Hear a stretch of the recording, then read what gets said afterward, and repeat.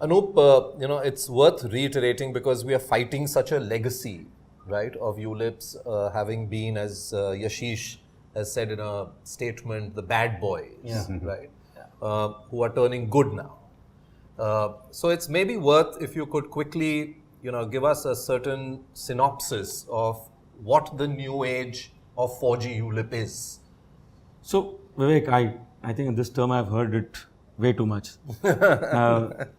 We clearly weren't the best proposition, but as the journey has evolved over the first gen to the fourth gen, the proposition has now been of a very different order. The reality is that the erstwhile structures allowed you to make charges on 4 different heads, which was allocation charge, policy admin charge, mortality charge, and FMC charge. Which is the fund management. The fund management charge.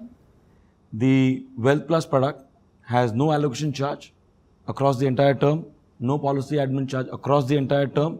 The only charge is the mortality charge, which we all know, being a type 1 ULIP, essentially the charges will last to the extent that the fund value is lower than the sum assured.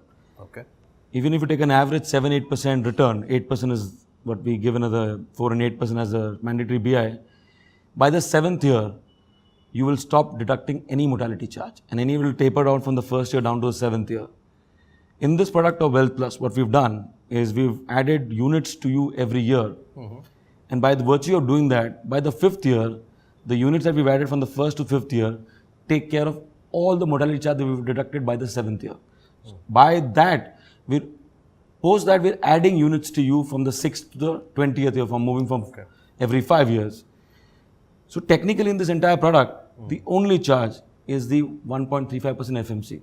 Now if you look at from that perspective, there will be no proposition that the market would offer which will allow you to get your money invested at 1.35% with the quality of fund management that Edelweiss Tokio Life brings in.